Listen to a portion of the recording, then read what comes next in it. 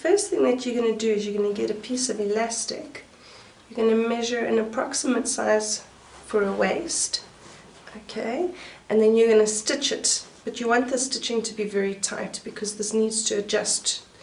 So as you can see, it's pretty flexible, it stretches, and it's going to fit most sizes. And even if it's too big for somebody, you can just tie it at the back and put a safety pin in. So you can see there. The next thing you need is your tool. I like this. It's a soft tool. It's not itchy, and it flows. It's very pretty. You do need a lot of tool if you want to have a puffy dress, a skirt. So when I buy it, it comes in however many meters I bought it, and how I cut it is I just take it like this and I just put it in an arm's length, and I cut here and I cut there and I cut there, and then eventually you'll be left with all your pieces. So once you've cut your tool, you're going to have a shorter side and you're going to have a longer side. You want to take the shorter side and just more or less get the middle of it, so it's going to be long down, and you're just going to take the middle and let it drop.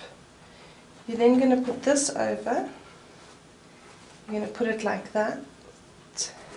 So there are a number of ways of doing this. If you don't have a sewing machine, you can just go and hand stitch, but you'll have to hand stitch each and every individual one.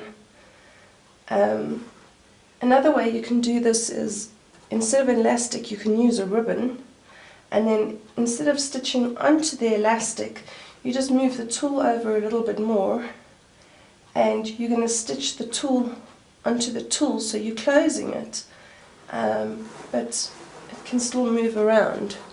So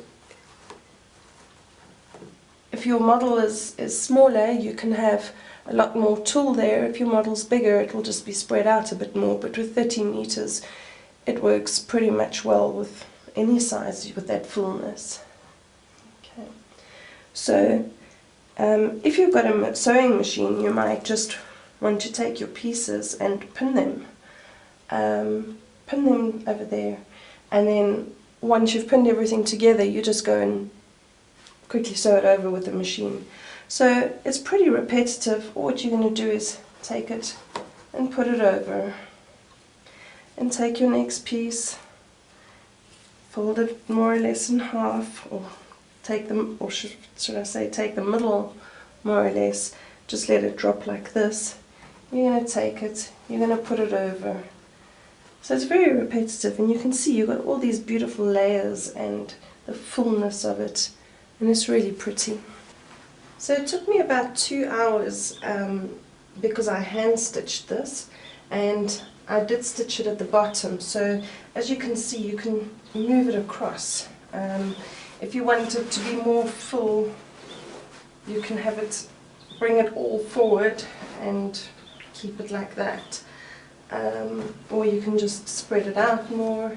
It really all depends what you want.